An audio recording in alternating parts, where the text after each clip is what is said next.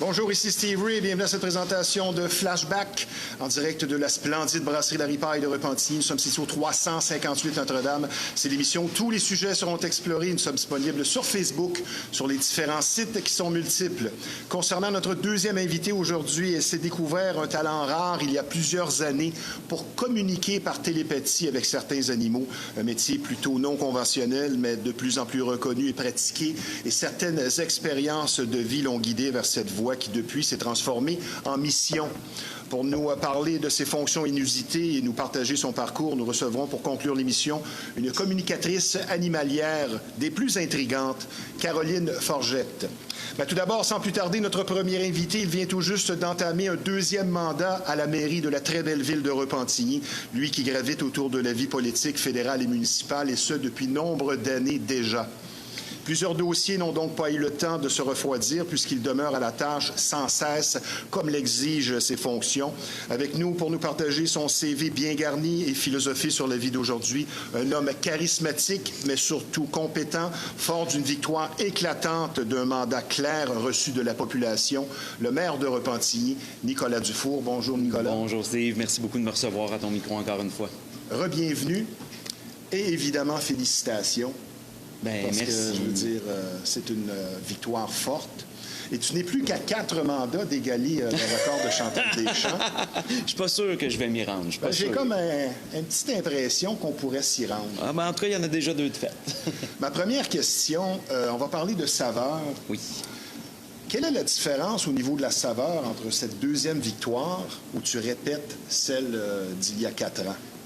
Je te dirais qu'elle est d'autant plus agréable du niveau de confiance qu'on a eu de la population. On a gagné l'élection à 70 puis c'est 7 points de plus qu'à la dernière élection. On est revenu 12 en 12, toute notre équipe de candidats et de candidates. Au hockey, on dirait un balayage en 4. Ça ressemble à peu près à ça. Effectivement, on est parti avec la coupe en 4, mais c'est encore plus, réconfortant parce qu'on sent que le travail qu'on a fait les 4 dernières années a été apprécié par les citoyens et qui veulent encore continuer dans ce chemin-là. Alors, elle est encore plus douce et savoureuse qu'il y a 4 ans.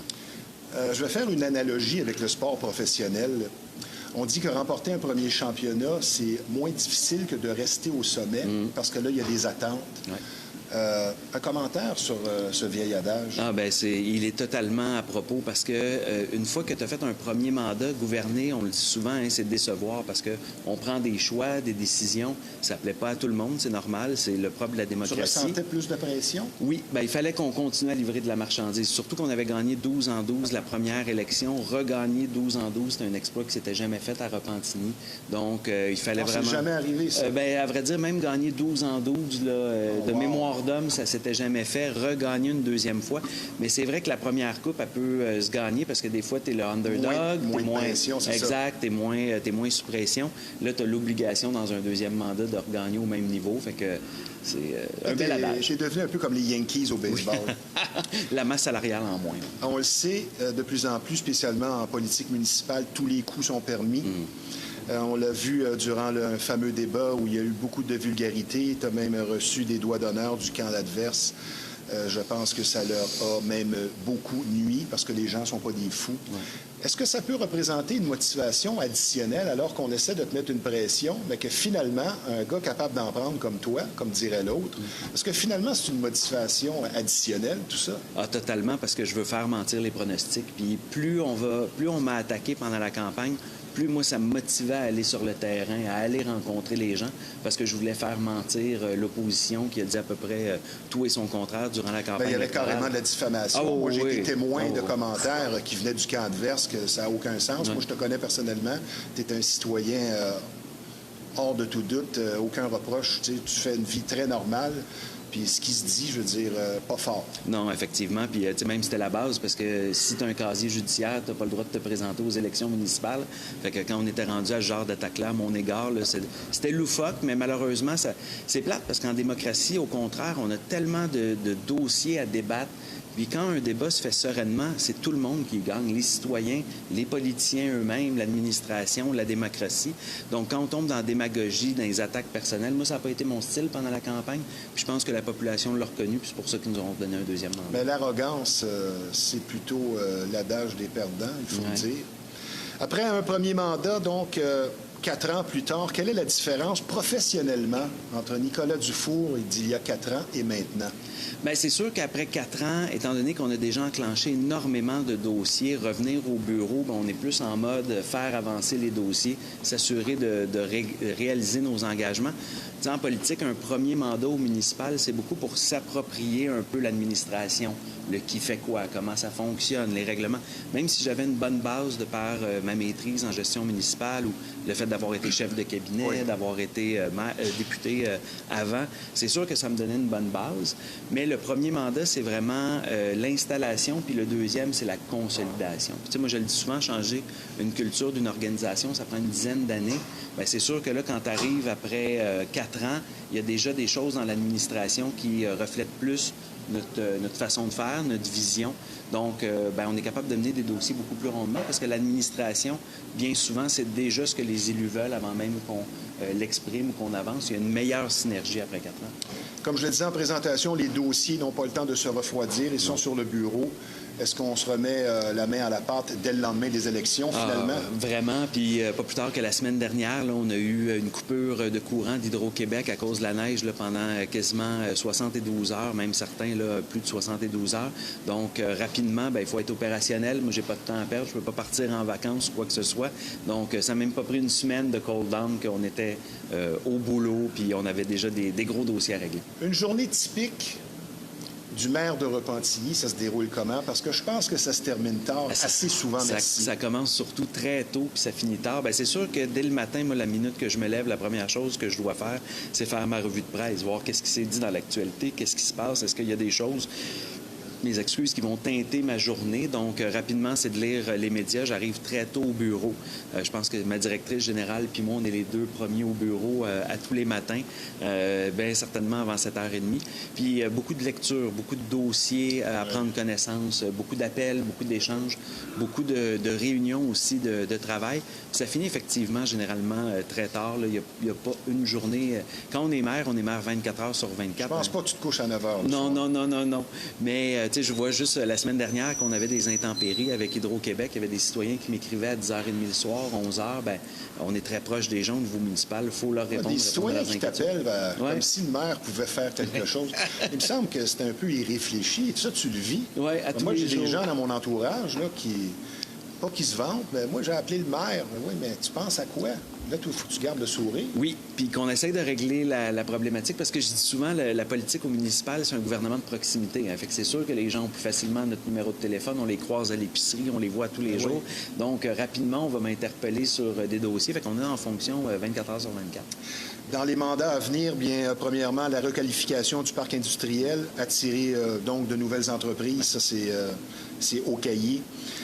Donner accès aux berges, redonner accès justement aux citoyens. Et je pense que le 3e mandat qui concerne le transport en commun, désengorger donc ainsi l'autoroute 40 et 640, qui m'amène à ma question. Je pense que ce qui est difficile parfois à comprendre pour le peuple, c'est que tu as les mains liées par un budget restreint. Il faut que tu sois créatif. Ouais. Pas facile de nos jours. Non, réussir à trouver l'équilibre n'est pas facile. Puis sans compter la question financière, parce que, on le sait, là, les besoins sont illimités, mais les ressources sont limitées. Il y a aussi le fait qu'une municipalité a 43 lois qui les gouvernent au Québec. Donc, parfois, les citoyens viennent nous voir et nous disent « Mais pourquoi vous ne faites pas ci? Pourquoi vous ne faites pas ça? » Parce que c'est pas dans mon champ de juridiction. Parce que j'aimerais bien le faire, mais la loi me l'empêche. Le gouvernement fédéral ou provincial ne veut pas. Je vais vous donner un exemple. Juste réussir, on a l'ambition de faire un boardwalk le long du fleuve Saint-Laurent puis d'avoir des sections où on peut facilement aller se promener puis voir le fleuve. Bien, juste là, j'ai besoin d'autorisation du gouvernement fédéral, du gouvernement provincial. Des fois, ça peut prendre 1 an et demi, 2 ans, 3 ans avant d'avoir l'autorisation. T'as le temps de finir ton mandat. Effectivement, puis c'est plate parce que les citoyens nous mettent de la pression en disant « Mais quand est-ce que vous allez réaliser tel projet? » S'il n'en était que de nous, ça serait fait demain matin. Puis, bien sûr, il y a la question des finances, parce on sait qu'on est dans un contexte économique qui n'est pas facile. On essaie de protéger le portefeuille des citoyens. Tout le monde aimerait avoir Disneyland comme parc au coin de la maison, mais c'est d'essayer de gérer les attentes tout en respectant la capacité de payer des gens. Comme on le disait précédemment, ben, tu ne calcules pas les heures quand tu es maire d'une si belle ville, qui est la 13e en importance au Québec, soit dit en passant. Comment tu fais pour décrocher? Quels sont tes passe-temps? Bien, c'est le défi. Oui, non, c'est très dur. C'est de réussir à trouver le temps en politique, c'est ce qu'il y a de plus complexe parce que rapidement, on peut. Des fois, j'ai beau me faire une planification de ma journée puis dire, ah, ben, tu sais, je vais prendre le temps d'aller m'entraîner le matin, ce que j'essaye de faire, Ah oui, ce que j'ai moins fait, ce que je vois plus, je vais te chicaner. La campagne. Ben, je me disais, le porte-à-porte puis la marche compensait un peu. Mais, par exemple, si le matin, je veux aller m'entraîner, mais que automatiquement, j'ai un appel d'un ministre ou un citoyen qui a une problématique, un bris d'aqueduc, bien, il faut absolument que je lâche tout ce que j'avais prévu de faire de ma journée puis que je me concentre à l'essentiel. Fait que c'est un équilibre qui n'est pas toujours facile de réussir à faire. Donc, plus difficile de faire attention à soi. Ah, totalement. Tu sais, bien manger, faire du sport, puis c'est toutes les réunions ou manger sur le coin du comptoir rapidement, les réunions, les banquets. Oui. Oui, puis, tu sais, juste pendant la campagne électorale, là, moi, j'avais peu de temps. Oui, bien, on finit plus souvent chez McDo que d'autres choses, mais pendant la campagne électorale, c'était plus dur de réussir à trouver du temps de me faire à manger ou quoi que ce soit. Je faisais à peu près de 8 à 9 heures de porte-à-porte par jour. Fait que c'est sûr qu'à un moment donné, de réussir à trouver le temps d'aller chez vous, faire à manger, bien manger et compagnie, c'est un équilibre difficile à faire avec la politique. Disons, depuis la COVID, en quoi la politique municipale a changé? Bien, tu sais, la COVID, elle a accéléré le comportement de gens, puis malheureusement, il y a des gens qui vont pas bien. Puis autant avant, ils gardaient peut-être un peu pour eux qu'avec la COVID, il y a un niveau d'agressivité qui a augmenté. Ils sont moins polis dans leur conduite. Oui. Puis, tu sais, tout ça se conjugue aussi avec les réseaux sociaux, puis bon, qui sont de plus en plus omniprésents. Puis on l'a vu au sortir de la COVID 2021, à ma première élection. Je parlais avec des employés de la première ligne, là, nos réceptionnistes notamment à l'hôtel de ville, puis ils sentaient que les gens étaient plus hargneux, plus stressés. Je peux comprendre, on voit tout ce qui se passe dans les médias et compagnie, ça peut devenir stressant. Donc, il y a un certain niveau là, d'agressivité là, qui a augmenté dans les dernières années. Au niveau de tes fonctions, avoir un mandat si clair, remporté à 70 12 sur 12, oui, tu as une fierté qui vient avec ça, c'est bien évident, mais ça veut dire quoi au niveau de ton travail comme tel, au niveau des décisions et tout ça? Bien, tu sais, premièrement, c'est sûr que ça amène une bonne dose d'humilité, hein, parce que malgré le niveau... Au camp adverse? Oui, non, ben oui, peut-être un peu aussi, ça a ramené leur ego, mais ça amène une bonne dose d'humilité parce qu'on se dit, même si on est 12 en 12, puis on a eu 70 des gens qui nous ont fait confiance, il y a 30 des gens qui nous ont pas fait confiance. Comment on est capable de travailler pour leur montrer que ce qu'on fait est dans le bon sens des choses, qu'on est là pour eux aussi, parce qu'une fois qu'on est élu pour tous les citoyens. Donc, de revenir 12 en 12, bien, c'est sûr que c'est plus facile d'une certaine façon dans les prises de décision, dans la rapidité d'exécution de certaines choses, parce que toute la même équipe a la même vision de ce qu'est l'avenir intéressant pour Repentigny. Mais ça amène pareil une bonne dose d'humilité, mais ça donne surtout le goût de travailler encore plus fort pour que la prochaine élection, le résultat soit encore meilleur. On dit que les gagnants savent s'entourer de gens qui n'ont pas peur d'avoir des opinions. Un gagnant s'entoure de gagnants. D'autres vont dire que c'est un couteau à double tranchant. Qu'est-ce que tu penses de ça? Ah, ben moi, j'y crois totalement. C'est ma philosophie de travail. Je dis souvent que je dois être le moins bon élément de l'équipe. Moi, ma job, c'est d'être... Ah, j'aime ce que tu dis. Moi, ma job, c'est d'être le chef d'orchestre, hein, fait que de faire bouger la baguette. Mais s'il n'y a pas de violoniste, si j'ai pas de musicien, la musique, elle va être bien plate, ça va être moi tout seul avec ma baguette qui va se faire aller. Donc, il faut que je sois, que je m'entoure de gens qui sont beaucoup plus forts chacun dans leur domaine. Puis moi, j'ai pas peur de ça parce qu'au contraire, ça nous force à se dépasser, ça nous force à réaliser des choses, à voir des angles morts qu'on n'aurait peut-être pas pensé et juste d'être meilleur. J'aime ce que tu dis, je l'applique dans les émissions. Je dis parfois à des gens qui viennent à l'émission comme toi, des gens plus connus. Je ne suis pas ici pour me faire un nom en essayant de te pogner dans le détour, comme dirait l'autre, parce que si tu parais bien, je parais bien, ainsi de suite. Es-tu manuel, Nicolas? Très peu. Très peu? C'est pas toi qui vas réparer un air climatisé? Ben, je pourrais, mais ça va être fait... Je vais en profiter pour te faire, parce que je me cache pas, là, je suis partisan. Je vais te faire un commentaire personnel qui vient non pas de l'animateur journaliste, mais du citoyen de Repentigny. Je sais que tu as la ville à cœur, et ça, 365 jours par année. Pour moi, ça, avec ton charisme, c'est très important. Et je suis bien content que tu sois encore au pouvoir. Maintenant, la question que je te pose toujours à la blague, que ce soit en ondes ou hors d'ondes, Est-ce qu'on peut escompter un jour te voir te lancer en politique provinciale? Parce que je te dis toujours, tu vas faire un bon premier ministre. Est-ce que la porte pourrait un jour être entrouverte? Bien, pour le moment, je te dirais que je savoure surtout mon mandat au municipal. C'est pas dans mes aspirations à long terme, parce que c'est devenu très dur de faire de la politique au Québec, mais partout en Occident. Non, même au municipal. Oui, les gens, on est de plus en plus dans une ère de polarisation. Moi, je vous dis souvent à la blague, si jamais un jour j'ai à être premier ministre, c'est que ça va vraiment mal aller au Québec. C'est une blague que tu dois entendre souvent, ça. Oui. Les gens te donnent le profil, pas trop vieux, parce que tu as quoi, tu as 37? 38. Ouais. Est-ce que le 40 te chicote? Non, j'entrevois pas de crise de la quarantaine. Question philosophique. Pourquoi certaines personnes, un peu comme toi, tout ce qu'elles touchent se transforme en or et en succès et d'autres pas?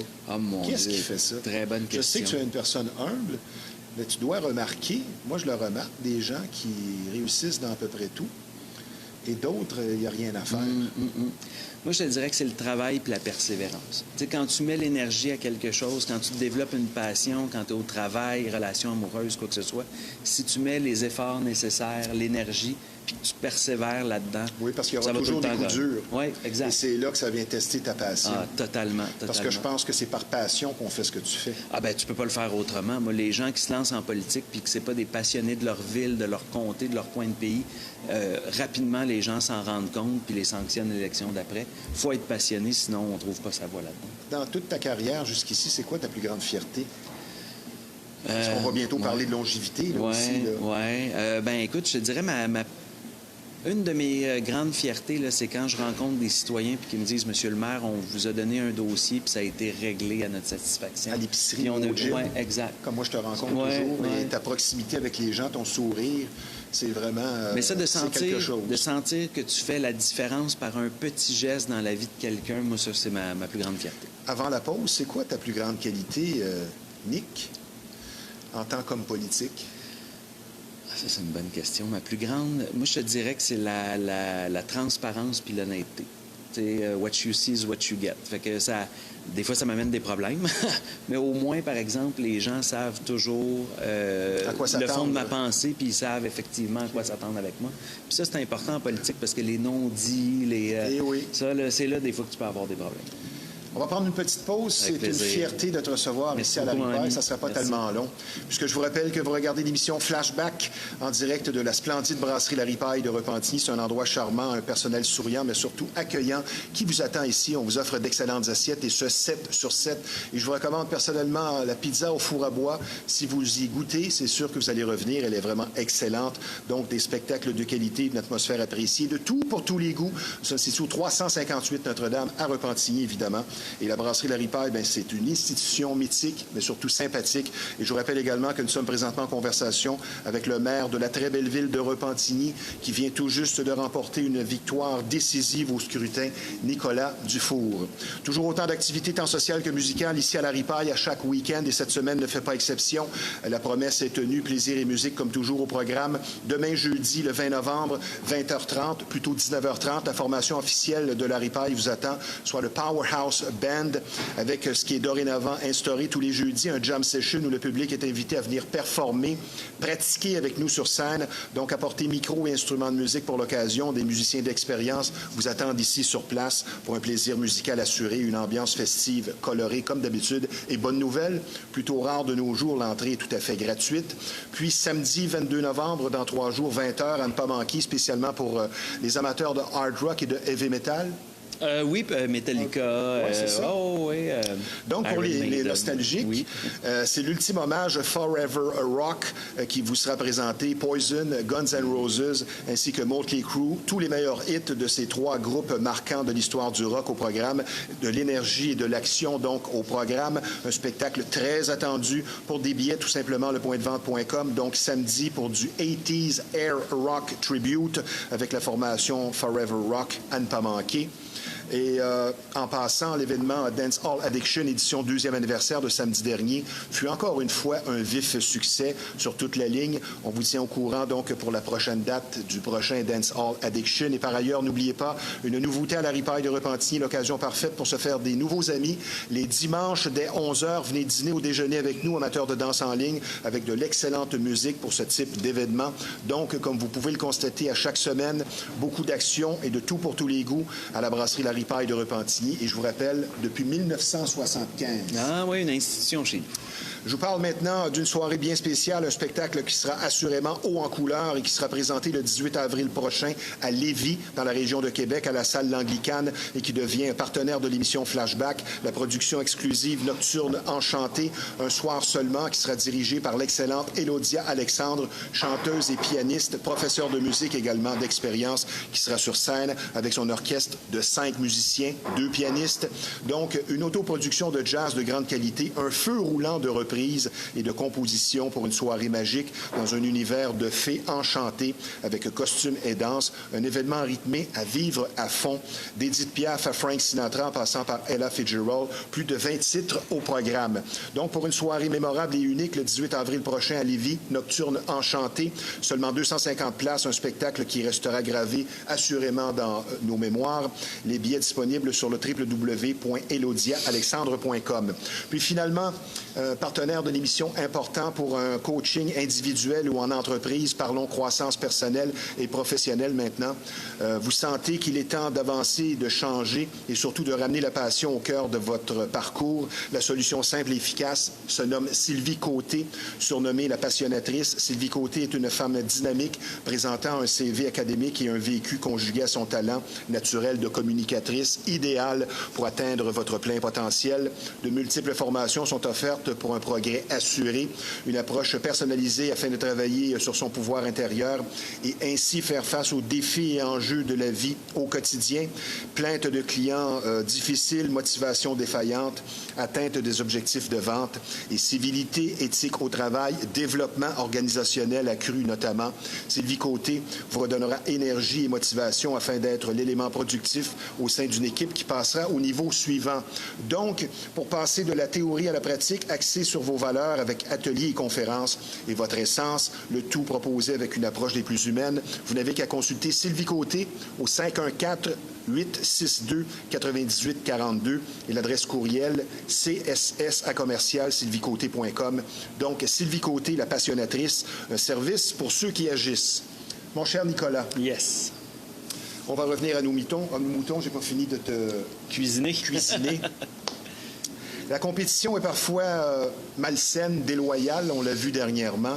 Et une des qualités, je pense, requises d'un politicien est avoir un dos de canard. Comment on conjugue avec de telles énormités gratuites et la diffamation, tout ce qui vient avec tout ça? Est-ce qu'on peut dire que finalement, c'est là que ça se joue, que le politicien qui reste calme et pondéré gagne beaucoup de points? Ah, totalement. Puis il faut avoir une bonne carapace pour se lancer en politique. Moi, par exemple, l'avantage, c'est que quand on a ce type d'attaque-là, je le sais que c'est faux.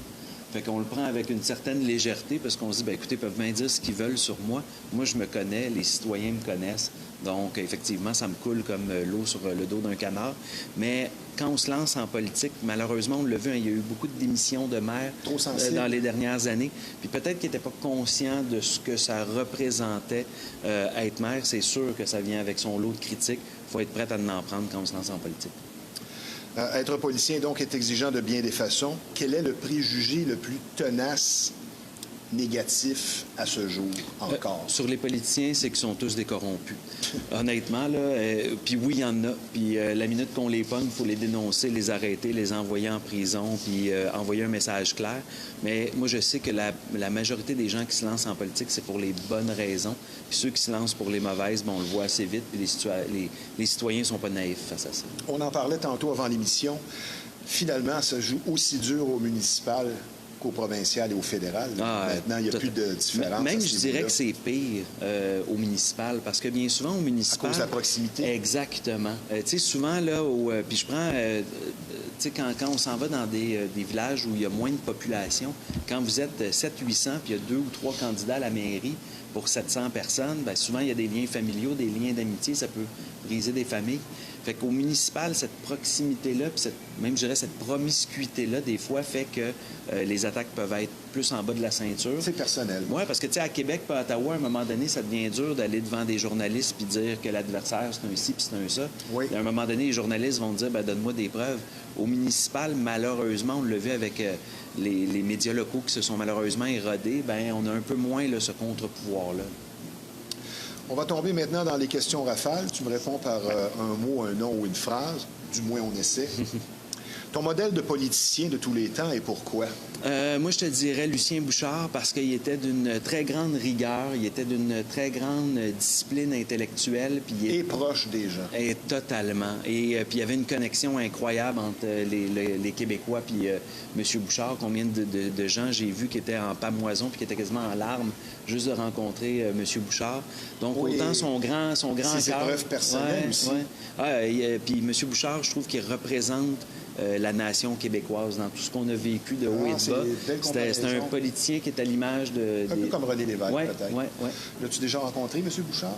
Oui, régulièrement. Mon père a travaillé pour lui pendant des années. Donc, il a eu une influence sur toi? Ah oui, indéniablement. Puisque une des fonctions de l'émission, c'est de faire découvrir la personne derrière le statut, quel est ton style musical favori après le heavy metal? Oui, c'est assez hétéroclite, mais moi, je te dirais tout ce qui est dance musique électro. Beaucoup des années 90. Je suis un gars des années 80-90, fait que c'est Hathaway et compagnie, ça a tout été... Ton acteur favori? Il est malheureusement décédé, mais moi, je te dirais que Sean Connery, ça a été pas mal dans mes plus grands parce que, premièrement, le style, l'élégance, puis je suis un fan fini des premiers James Bond. OK. Fait que moi, Sean Connery... Il est décédé, je pense, à 93 ans. Oui, il est marié avec une Française. Ouais. Il parlait bien français. Oui. Ton groupe de musique favori de tous les temps?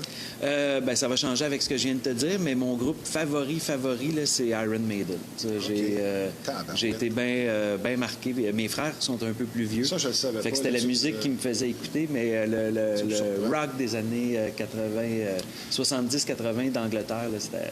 Un film marquant maintenant pour toi? Un film marquant? Ça, c'est une bonne, bonne question. Il y a tellement de bons films. Mais un là, qui te passe par la tête, qui t'a marqué? Là, vite de même. Des fois aussi, c'est pas seulement l'émotion. Les gens, beaucoup de filles vont répondre Ghost. Non, mais... des fois, il y a des morales, non, la planète des mais oui, ça, c'est vrai. Mais non, moi, je te dirais, mon classique, là, c'est les Godfather.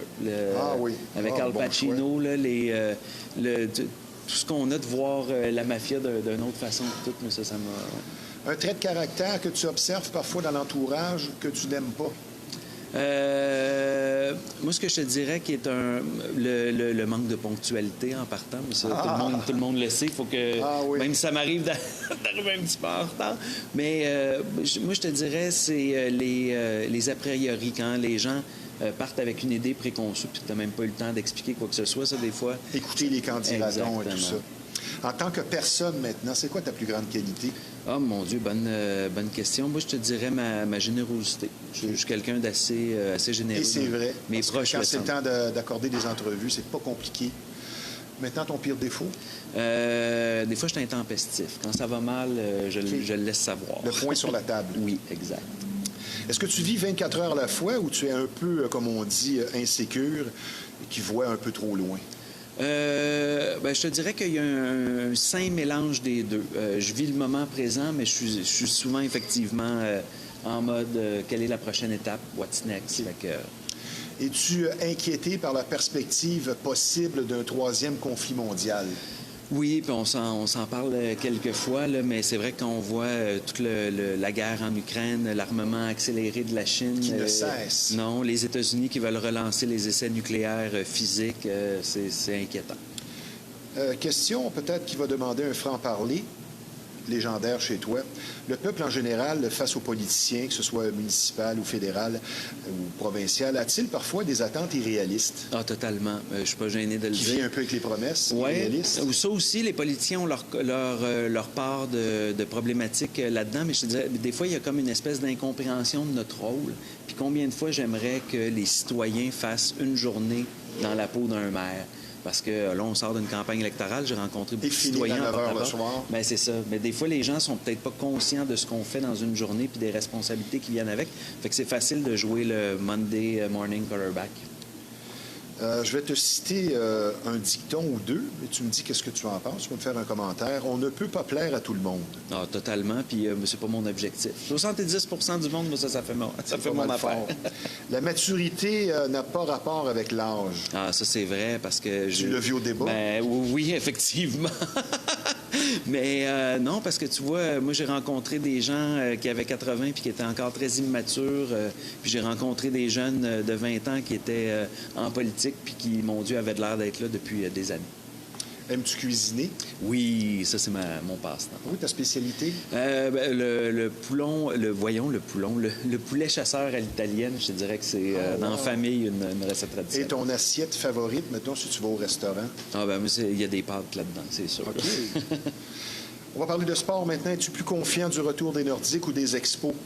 Ah, ni l'un ni l'autre. Malheureusement, quand on voit le prix d'une équipe de baseball aujourd'hui, à part réussir à avoir avec les Rays une entente de partage, je pense que c'est à peu près tout ce qu'on peut réussir. Ça alimente les conversations, mais ça, je pense que ça s'arrête là. On n'est plus dans le même monde du tout qu'il y a 30 ans. Malheureusement. Le Canadien fera-t-il les séries? Oui, si on le début de saison qu'il y avait. Mais moi, j'aime ça parce que là, ça va plus ou moins bien, quelques parties plus difficiles. Des leçons. Puis des fois, ça te ramène le caquet un peu plus bas, puis ça te recolle sur le plancher. L'équipe jeune commence fort, puis c'est ça.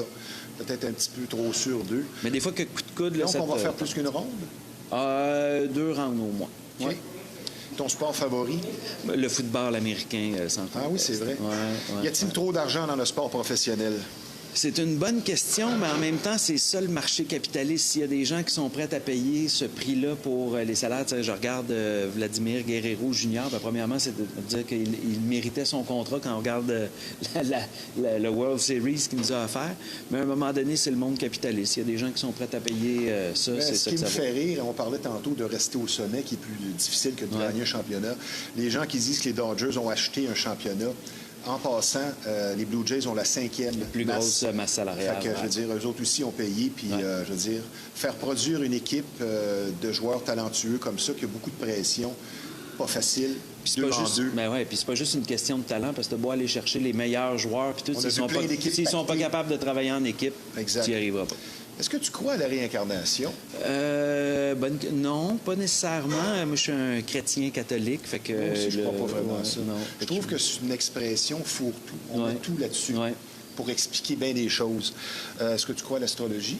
Un peu moins, mais je lis souvent mon horoscope, par exemple. C'est quoi ton signe déjà? Gémeaux. Ah, mais j'ai aucune idée de mes ascendants ou quoi que ce soit. Mais il y a un petit bout, je me rends compte. Les gens qui naissent en juin, bien, souvent, on a une plus grande connexion. Les Gémeaux, c'est la communication et aussi l'ouverture d'esprit. Je veux dire, si je devais te définir, c'est ce que je dirais. Ta définition du mot spiritualité? C'est sa connexion avec l'intérieur puis avec Dieu. Confucius disait, choisissez un travail que vous aimez et vous n'aurez pas à travailler un seul jour de votre vie. Donc, on parle de passion. D'accord avec ça? Ah, totalement. Puis, tu le vis? C'est exactement ce que je m'en ai dit. Je suis la preuve vivante que je travaille pas. Moi, je m'amuse à tous les jours. Après quoi, 20 ans de vie politique déjà? Oui, j'ai commencé Oui, exact, à 21 ans. J'avais commencé à tâcher politique avant et compagnie. Est-ce que ton plus beau moment en carrière, c'est le 2 novembre dernier? Oui. Sans conteste. Oh, wow. Parce que la première élection, c'est sûr que c'est un buzz incroyable, mais d'avoir encore la confiance des gens après avoir travaillé pendant 4 ans, on dirait que là, tu te dis, les gens ont vu ce qu'on a fait pendant 4 ans puis ont aimé ça. À 70 c'est clair. Maintenant, ton moment le plus difficile en carrière? Professionnellement? Il y en a souvent parce qu'on a souvent des échecs en politique. Donc, quand on a malheureusement des dossiers qu'on pensait réussir à livrer dans le temps puis qu'on n'est pas capable de réussir à l'avoir, des fois des engagements rompus, pas par notre volonté de le rompre, mais des fois, il y a des engagements qu'on prend, on se rend compte après une année ou deux, financièrement, on n'est pas capable de le livrer. Et les gens vont te le mettre sur le nez, ça, c'est sûr. Oui, exact. Encore félicitations pour une victoire si convaincante et méritée. Merci. Merci de ta présence à l'émission, comme toujours. Ça a été un plaisir et merci de nous si bien représenter. Je te souhaite un beau temps des fêtes et une longue vie politique, sans aucun doute. Et Nicolas Dufour, à bientôt. Merci beaucoup, mon ami. Toujours merci. Un plaisir. Très gentil. Merci. Maintenant, je vous parle d'un partenaire important de l'émission Flashback. Parlons musique et en particulier du rêve de plusieurs et de plus en plus d'actualité de devenir DJ pour l'excellence d'un enseignement complet qui a fait ses preuves et ce depuis 2010. L'école de DJ, DJ School Montréal, peu importe votre âge et votre niveau, vous propose une formation de 5 mois agréable et ce de grande qualité. DJ School Montréal, c'est un programme unique et dynamique où l'art de mixer avec technique et pratique assistée supervisée sur mesure pour vous, ainsi que la prestance sur scène et la recherche musicale nécessaire au métier et la préparation de vos choix sont abordés. Et fait important, plusieurs de nos élèves se sont ensuite trouvés du travail dans le domaine des groupes francophones et anglophones aussi pour un service qui rejoint tous et chacun. Des prix compétitifs pour atteindre vos objectifs. Il y a même des balles définissants comme une école traditionnelle avec remise de diplôme, puis des soirées DJ School bimensuelles et ce pour garder la main. Donc, DJ School Montréal s'occupe de vous de A à Z pour partir du bon pied pour une formation complète et inégalée. Donc, pour s'inscrire, info@commercialdjschool.ca ou les différents sites web ou tout simplement le 514-952-5990, l'école de DJ School Montréal pour un enseignement unique, mais surtout dynamique et mentionnez le nom Flashback et vous aurez 10 % de rabais. Maintenant, sur une note un peu plus sérieuse, vous allez être traité avec beaucoup d'écoute et de compréhension si vous vivez une infestation. Vous aurez compris ici qu'on parle de bébites et pour certaines familles, c'est carrément un drame. Et plus vous attendez, plus le problème va s'aggraver. Donc, la solution à une infestation, c'est Rive-Nord Extermination. C'est près de 40 années d'expérience qui vous attendent sur place. Une entreprise familiale très sérieuse et un service personnalisé. Donc, la solution à une infestation, Rive-Nord Extermination. Maintenant, de nos jours, il est de plus en plus difficile de trouver un service de coiffure et barbier traditionnel et c'est justement ce que vous offre l'unique salon de coiffure et barbier Roger, un endroit qui existe depuis plus de 50 ans, ce qui en dit long donc sur sa popularité et sa fiabilité. Donc, des services de coiffure et coupe classiques, de barbier, de teinture et de mèches hommes et femmes.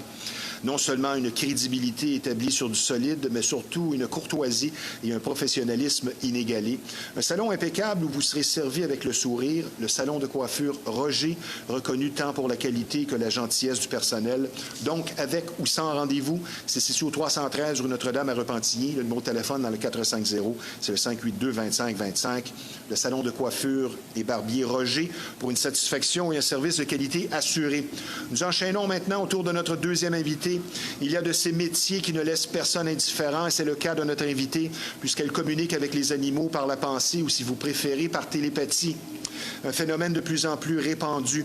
Et pour nous décrire le tout, nous en apprendre plus sur ce que certains animaux vivent sans pouvoir le dire, tout en nous partageant son parcours avec nous pour démystifier la communication animalière, Caroline Forgette.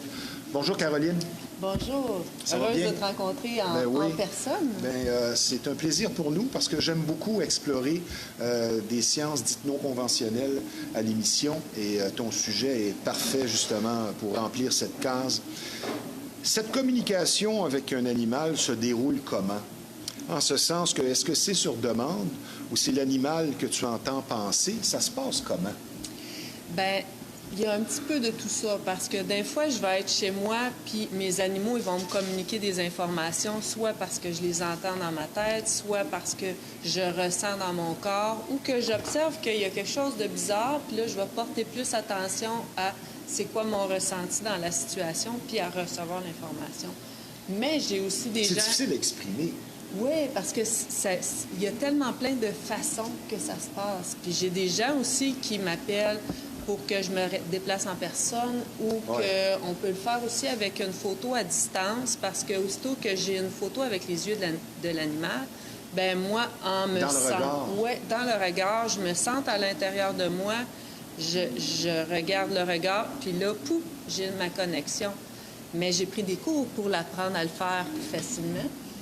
Et puis, quand on se connecte, bien là, on peut recevoir les informations de tout ça.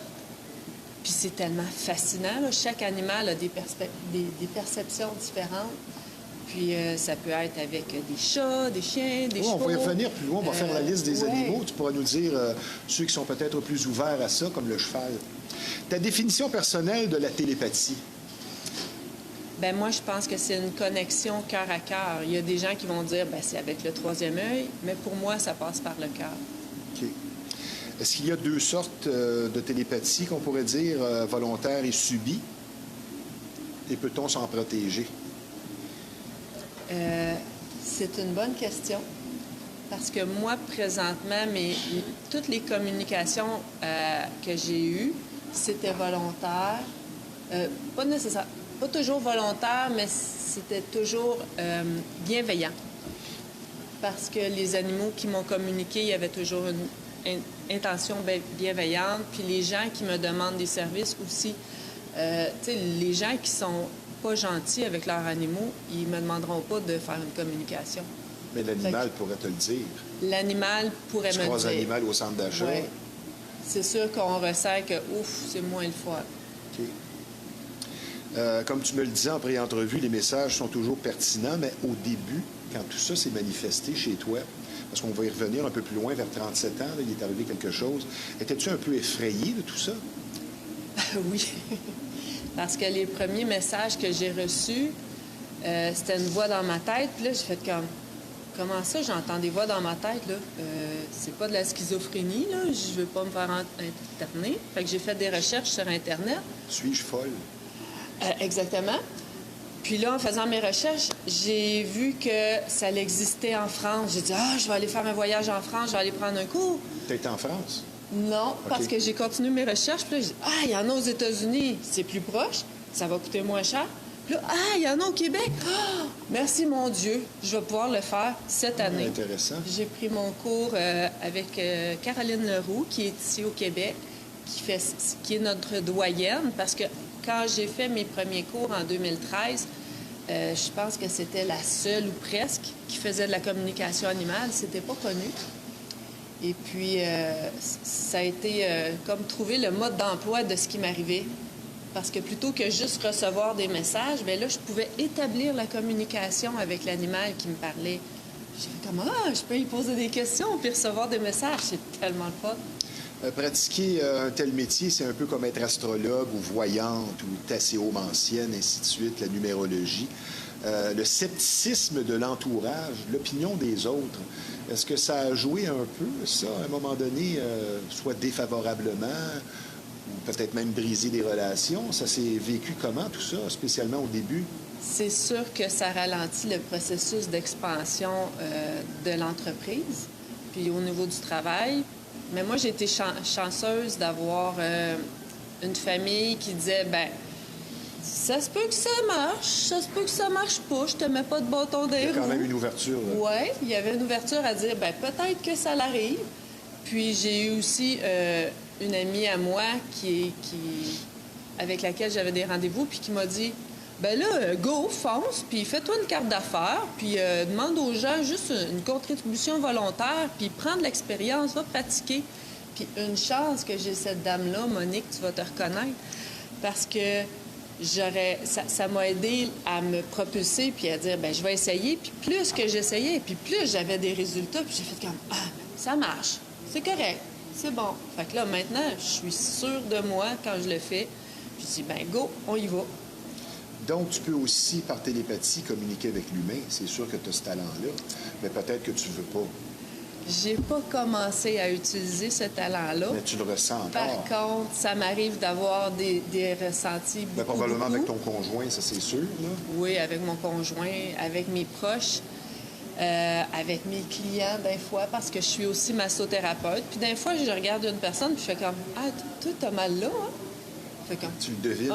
Je le devine. Puis c'est pas parce que je l'ai vu, là, où il y a un ressenti qui est installé dans moi, une ouverture qui est ouverte, puis que je fais comme, éventuellement, ça va arriver que je vais connecter avec les humains. Mais ça m'inquiète un brin. Oui, c'est ça. Je t'envoie une idée qui explique peut-être tout ça. Je pense qu'on a effleuré ça en conversation cette semaine. La pureté, l'authenticité des animaux, qui n'est pas nécessairement toujours là chez l'humain, vient peut-être faciliter ta motivation.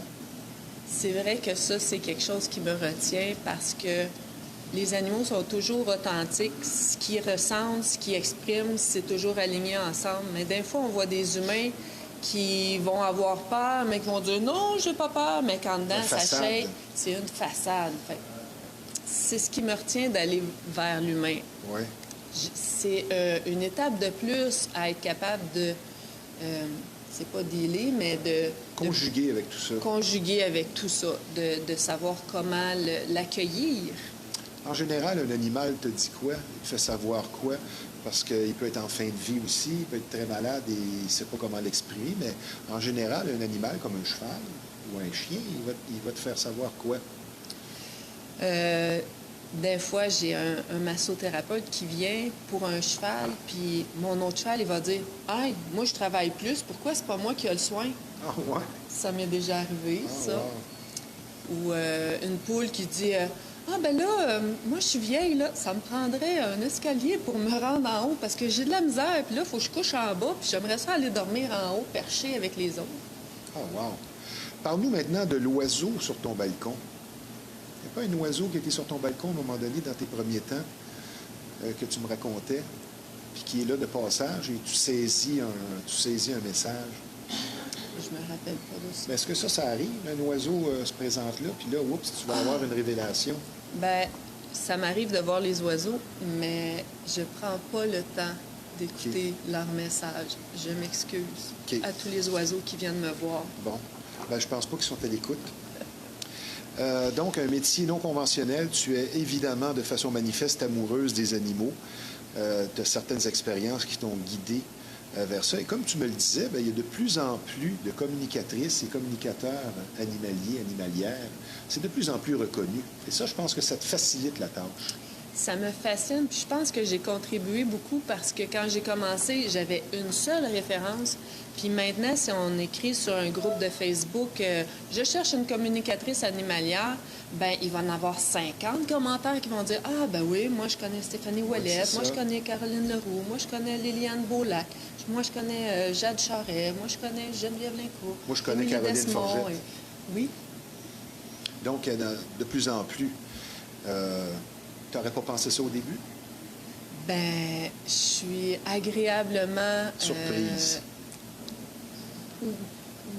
Pas surprise, parce que j'avais idée que, oui, si moi je le sens, il y en a d'autres qui le sentent. Il faut juste l'accepter puis dire, ben l'animal, c'est pas juste une bébelle qui traîne là. L'animal, il y a un ressenti, il y a des besoins, oui, mais il y a sa perception à lui aussi. Donc, plusieurs animaux au répertoire, poules, chats, chiens, vaches, lapins, condors, abeilles. Quel animal est le plus étrange dans tout ça? Le plus étrange. Que tu dis, mon Dieu, comme là, abeille, moi je trouve ça vraiment spécial que tu puisses communiquer avec une abeille. Mais on voit des vidéos qu'il y a un attachement entre l'abeille et finalement son maître. J'ai vu ça, là, que l'abeille vient puis il y a un échange d'affection avec une abeille. Là.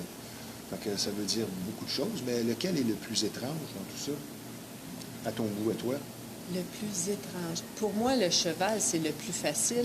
Le plus étrange, pour moi, ça a été le condor parce que c'était une vidéo Facebook que j'ai vue, puis j'ai fait comme « Ah, c'est tellement magnifique la sensation! » Mais j'ai eu aussi, étrange, j'ai vu une pub sur Facebook où la personne demandait « Qu'est-ce que vous pensez de ce cheval? » Je dis « Ben, je vais me connecter. » Je regarde le cheval, puis je fais comme « Il parle pas, il est pas là. » Je dis « Il est déjà décédé.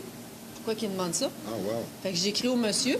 Je dis « Allô? » Je dis « C'est-tu ton cheval à toi? » Il dit « Non, c'est une photo d'une revue. » Je dis « Ah, OK, c'est pour ça, ça répond pas. » Mais lui, il voulait verbaliser, que les gens verbalisent que le cheval, il était dans le box puis il voulait aller jouer dehors. Okay. Mais moi, en me connectant au cheval, il n'y a pas de réponse. Il est décédé. Un tel don, une telle faculté, est-ce que parfois ça peut être lourd pour toi, ça? Pour moi, non, c'est pas lourd. Non? Je me sens tout le temps émerveillée à chaque séance. Là, j'aimerais qu'on parle d'un thème un peu controversé parce qu'on dit souvent que l'humain, c'est le seul animal qui a de la méchanceté. Et je pense que c'est faux. On voit un chat jouer avec une souris avant de la tuer. On voit un requin massacrer un phoque et jouer avec avant de le tuer. un mot sur la méchanceté qu'on attribue seulement à l'humain. Qu'est-ce que tu penses de ça? Ben, je pense que l'animal, quand il fait l'action, c'est pas de la méchanceté, c'est son instinct qui parle. Puis probablement que l'humain, lui, c'est parce qu'il y a des blessures puis des douleurs qui sont pas guéries, qui agit pas avec empathie, puis avec bienveillance. OK. Est-ce qu'on voit des signes autour de nous concernant les animaux qu'on n'arrive pas à décoder? Et si oui, lesquels? Parce que je pense qu'un animal, mettons ton chien, il a mal aux dents, il ne peut pas te le dire. Exemple. Mais y a-t-il des signes qu'on décode pas autour de nous? Tu veux dire Par rapport à nos animaux. un agissement de l'animal qu'on comprendrait pas ce que Il nous fait un signe, exprimer? puis on n'arrive pas à comprendre ce qu'il veut exprimer. Exemple, si Une le souffrance, le chat va faire pipi sur le lit, c'est ben moi, j'ai clair vu ça. qu'il s'exprime, là. Oui, lave ma litière. Souvent, c'est ça. Ou il y a quelque chose qui fait pas son affaire, puis il s'en va te l'exprimer là. Quand on va en communication animale, bien, on peut recevoir c'est quoi sa perception à lui, puis c'est pourquoi qu'il fait ça. OK. Et c'est là que c'est difficile à décoder. Ça prend du temps. C'est pour ça que souvent, les séances, ils vont durer au moins 30 minutes pour avoir le temps de se déposer, de valider la première information. Est-ce que c'est pertinent ou est-ce qu'on peut avoir plus de détails OK. pour les informations reçues? Donc, communicatrice animalière, et ça depuis 2013, donc ça fait 12 ans. L'amour des animaux, c'est quelque chose qui est fort en toi, mais tu es aussi massothérapeute, comme tu nous le mentionnais. Tu es Pour les professeur humains. de maths au secondaire. Donc, tu es une enseignante dans l'âme. Oui. Tu aimes donner. Et je pense que c'est la condition sine qua non pour pratiquer ce que tu fais. J'aime communiquer, transmettre et ouvrir les horizons. Tu me parlais de sensations corporelles plutôt que de mots dans ta tête. C'est plutôt à ce niveau-là que ça se passe. C'est là que tu interviens, que tu dois décoder. Oui. C'est là que peut-être c'est Souvent, pas donné je à ressens. tous. Oui. Quand je ressens, je dois mettre des mots sur qu'est-ce que je ressens. Est-ce que un chien a le goût de faire des cours d'agilité ou de faire... là, je suis partie sur une idée, là, mais oui. c'est... Avec moi... je recommence ma phrase. Avec les chevaux, j'ai tout le temps 1 million de questions. OK. C'est facile pour moi de faire les communications animales parce que aussitôt qu'ils me donnent une réponse, ben là, je rebondis sur une autre question. Puis Oui. ça s'enchaîne là, non-stop. C'est facile de jaser 1 heure avec un cheval. Avec les chats, les chiens, je dois plus me déposer pour dire, bon, quelle question je vais lui demander? Qu'est-ce que l'animal a envie de me transmettre? Le dialogue, j'ai besoin de plus de temps OK. parce que mon bagage d'interaction avec eux est moins grand parce que j'ai toujours eu des chevaux depuis que j'étais dans le ventre à ma mère. Je connectais avec les chevaux. Ma mère, elle monte pas à cheval, mais quand elle est enceinte, elle monte à cheval. Ah, wow. Caroline, être conscient, spirituel, ouvert au monde invisible, est-ce que ça finit par nous isoler? Un peu, oui, parce que les gens qui croient pas ou qui sont pas attirés vers ça, ils seront moins attirés vers nous parce qu'ils vont dire, bon, c'est bien, elle parle de drôles d'affaires. Ben, je vis avec ça. Les gens qui vont être intéressés par moi, ben, ça va être des personnes authentiques. Puis les personnes qui sont intéressées par d'autres choses, ben, ils vont aller voir ailleurs. Oui. Moi, j'ai hâte de voir ta réponse aux 2 prochaines questions. Sujet un peu inusité, peut-être même étrange. Les animaux peuvent-ils vivre un chagrin d'amour? Je crois que oui. Tu sais, il y a des races d'animaux, spécialement chez les oiseaux, qui ont le même, je pense, les loups, le même partenaire pour toute la vie. Mais Ils viennent comme en dépression quand l'ami décède. Mais peuvent-ils ouais. vivre un chagrin d'amour, se faire laisser ou ainsi de suite? Est-ce que ça, c'est des choses qui te sont communiquées? J'ai ressenti des choses qui ressemblaient à ça. C'est pas le terme utilisé, le chagrin d'amour, OK. mais un animal qui est sevré trop tôt va avoir des répercussions pendant toute sa vie. C'est comme un chagrin d'amour. Séparé trop vite de sa mère. disons. Oui. OK. Puis des Ça fait un animaux animal insécure. Oui. OK. Puis un animal qui est vendu ou qui quelqu'un qui décède, puis que là, ben, l'animal, il y a une nouvelle famille. Mettons, tu fais l'élevage de chiens. Là, tu aimes tes chiens, tu as un couple de chiens, ils donnent naissance à 8 petits chiots. Mais là, tu as la tâche ingrate de vendre ces chiens-là, et toi aussi de te séparer en tant que maître. Oui. Ils ont tous leur personnalité, et tu fais de la peine aux parents, c'est sûr. Puis c'est important que les éleveurs, ils vont discuter avec leurs animaux. Tu vas dire, ben là, c'est pas tout le monde qui parle avec son chien. Oui. Ben clairement, il y a beaucoup de gens qui parlent à leur chien. Il n'y a pas juste dire Le assis chien puis finit par couché, là. comprendre. Le chien, quand tu lui expliques que telle personne va venir adopter tel petit chiot, ben le parent chien, il comprend qu'il ne gardera pas tous les enfants ici. Caroline, j'ai eu vraiment plusieurs chats.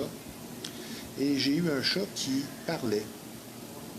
Il répondait. Je pouvais, mettons, je le cherchais dans la maison, j'aurais pu dire son nom 10 fois. 10 fois, il aurait répondu. Mais nous, Et ouais. j'allais au dépanneur avec lui, pas de laisse. Il me suivait dans la rue, au pas, m'attendait à l'extérieur du dépanneur. J'ai eu un seul chat qui était comme ça.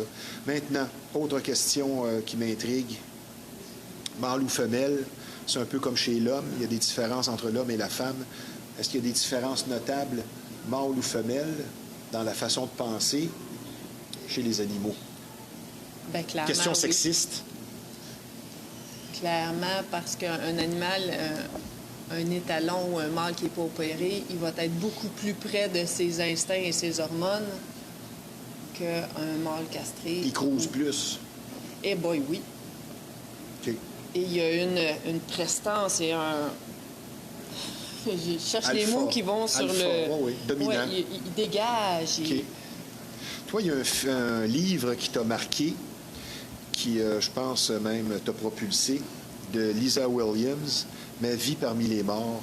Et pour toi, ça a été un appel. Il s'est passé quelque chose par rapport à ce livre-là qui s'est révélé à toi. J'aimerais que tu me racontes cet épisode. C'était avant de m'inscrire à mes cours de communication animale.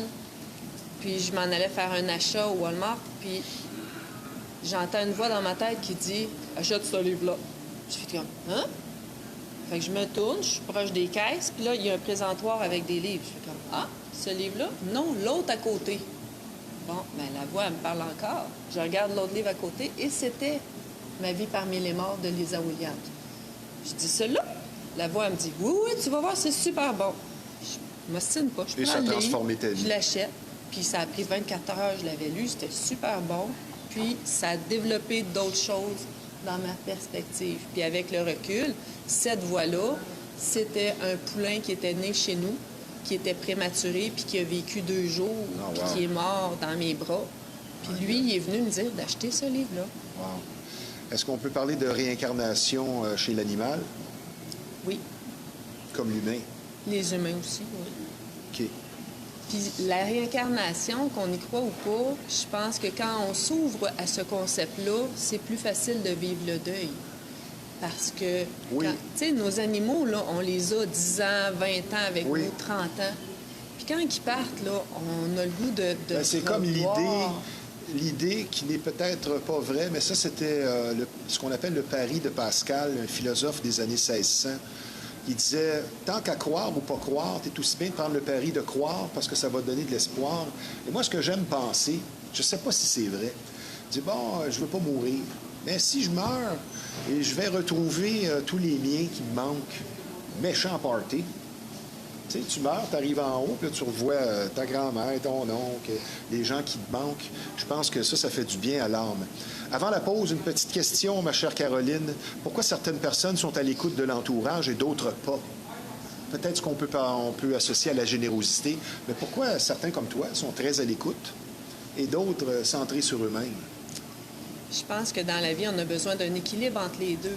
D'écouter notre entourage, mais notre ressenti à l'intérieur, c'est vraiment important, puis il ne faut pas le négliger. On va prendre une petite pause, ça ne sera pas tellement long, ma chère Caroline. C'est un plaisir de te retrouver ici à la Ripaille. Puisque je vous rappelle que vous regardez l'émission Flashback en direct de l'éternelle brasserie La Ripaille de Repentigny. C'est un bar, salle de spectacle des plus fréquentés et appréciés, mais également un restaurant au service et au menu de grande qualité. Et nous sommes présentement en compagnie d'une communicatrice animalière, Caroline Forgette. Maintenant, l'aspect financier de la vie semble prendre de plus en plus de place et afin de vous éviter un stress au quotidien inutile en rapport avec votre situation financière, pour une approche efficace et sincère, la solution, c'est Shorna Astin, experte conseillère en sécurité financière. Et les services sont nombreux pour l'analyse de vos besoins financiers, l'amélioration du crédit, l'élimination de dettes, la planification de votre retraite, des régimes d'assurance vie, évidemment, et tout ceci dans l'objectif d'une indépendance financière que vous méritez. Et les connaissances vastes en finance de Shorna vous aideront pour sûr à garder le cap ou redresser votre situation. D'ailleurs, Shorna était des nôtres il n'y a pas tellement longtemps pour une autre chronique toujours aussi pertinente. Donc, pour une santé financière qui sera claire et dont vous serez fiers, l'excellente Shorna Astin, le numéro de téléphone dans le 438-878-6504.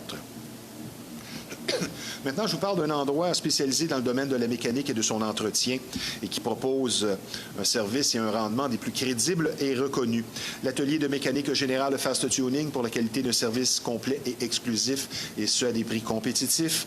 Un personnel accueillant, un service compétent, spécialisé aussi en véhicules européens.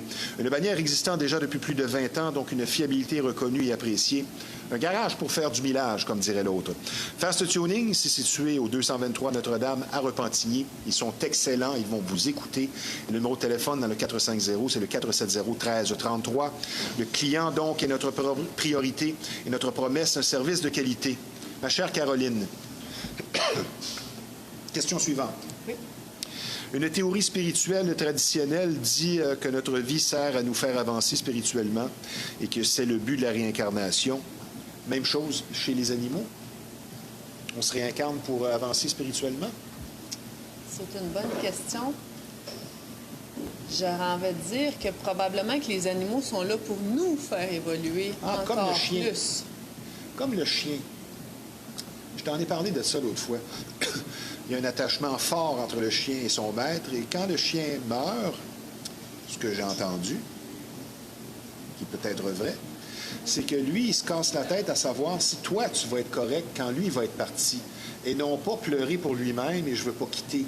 Lui, il se casse la tête pour son maître. Oui. Es-tu d'accord avec ça? Oui, totalement. Quel bel animal, hein? Ils sont Tu as des chiens? généreux. Oui, Tu as- j'ai un chien. Tu as un chien. Ils sont dévoués, nos chiens. Une chose que tu m'as dit, parce qu'on est conscient aussi que l'être humain, parfois, c'est pas fort. Tu m'as dit que ton métier t'a aidé à te réconcilier avec l'humain. Oui. J'aimerais que tu développes sur cette idée. Moi, adolescente, j'avais de l'acné beaucoup. OK? Fait que j'ai vécu un peu de l'intimidation avec ça. Puis la baisse d'estime de soi, de confiance en soi. Puis j'étais plus proche des animaux que des humains. Puis la communication animale m'a aidé à connecter avec des gens qui aiment les animaux autant que moi. Donc là, tous les clients avec lesquels je fais affaire, c'est toutes des merveilleuses personnes, là. Ils sont tellement au service des animaux, comme moi, qui sont passionnés des animaux.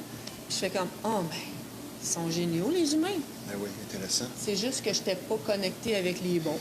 Un commentaire que tu m'as fait sur les différences entre l'animal et l'humain. Tu as dit les animaux, les bottines suivent les babines. Oui, Ce qui n'est pas toujours le cas avec l'humain. effectivement. On peut dire que tu fais de la voyance pour animaux.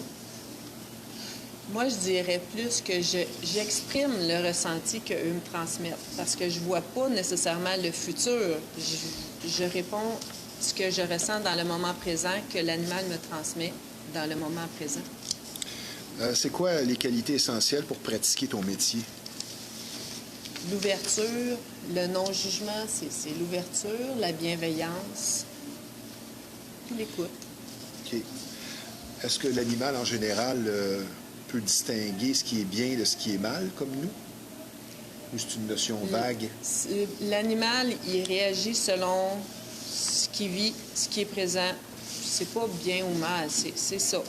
Il est beaucoup dans l'acceptation. OK. Au début, ta carte d'affaires, la femme qui écoute les chevaux, c'était ça ton dicton ou c'est encore ça? C'est encore ça. Et ça fait jaser. Tu es un peu comme Kevin Costner, finalement? Ça y ressemble parce que oui, je parle beaucoup aux animaux, à la différence que si Quand je reçois un client, ben je m'arrête pour écouter ce que l'animal a à me dire. Fait que quand je m'arrête de parler puis que j'écoute, ben c'est là que je reçois les messages. C'est là que j'ai choisi mon nom de compagnie, qui est la femme qui écoute les chevaux. OK. Je communique avec tous les animaux, le cheval étant celui qui est le plus présent dans ma vie, qui parle le plus. Tu as un cheval. On va terminer sur 2 points. Qu'est-ce qui ne change pas et te désole encore à ce jour chez l'humain? Parce qu'on est un peu peut-être dans un tournant de l'histoire, là, il se passe toutes sortes de choses. Exact. Mais qu'est-ce qui te désole le plus encore aujourd'hui de l'humain? Moi, personnellement, c'est la guerre. Là. Oui. À plus petite échelle, chacun, on est responsable de nos actes, puis on a le pouvoir de créer notre univers. Puis si on continue de croire que l'extérieur nous influence plus que ce que nous, on dégage, bien, c'est triste, parce que quand on dégage l'amour, bien, on propage l'amour, puis la paix. Ben, c'est pas toujours facile. Des C'est fois, pas facile. On a vécu des situations C'est de se ramener abusives. tout le temps, C'est ça. L'humilité, je pense. Oui. En 2026, dans tes objectifs, fonder une ferme éducative, centre du mieux-être pour ressentir la connexion possible avec les animaux. Et tu vas organiser des ateliers, c'est pour bientôt. Oui, c'est pour 2026. Ton bébé. Oui, on est en train de fonder. Bon, cette pour tenir les ferme-là. gens au courant. Oui. Maintenant, pour s'adjoindre à tes services, si tu veux donner une adresse courriel ou ton numéro de téléphone, si quelqu'un Je voudrait... suis joignable. Courriel, c'est caroline.forget@hotmail.com. Par téléphone, 450-365-3045. Facebook, Messenger, Caroline Forget, la femme qui écoute les chevaux. Caroline, merci pour cet entretien instructif, agréable. Je te souhaite beaucoup de succès et d'ouverture d'esprit, spécialement autour de toi. Et tu salueras Anna pour moi, Oui. ton cheval. Anna étant mon cheval. Et je te dis tout simplement, Caroline Forget, à bientôt. Merci d'avoir été des nôtres. À bientôt. Merci Très beaucoup intéressant. de m'avoir reçu. Merci. C'est un plaisir. Maintenant, si vous avez des idées noires, il ne faut pas laisser celle-ci l'emporter. Je vais vous donner des numéros de téléphone pour une écoute active. 1-866-APPEL, il y a telle aide, 514-935-1101 ou tout simplement le 988. Et pour les anglophones, il y a 53-53-53. Un gros merci au Centre d'imagerie Pixel que l'on surnomme et pour cause incontournable. Quand on parle d'imprimerie, de graphisme, tout simplement le numéro 1 de la Rive-Nord, situé au 351 Notre-Dame à Repentigny, service varié très professionnel. Le numéro de téléphone de Pixel, 450-654-9944. Merci à nos 2 invités. Ici Stevie Ray. À la semaine prochaine.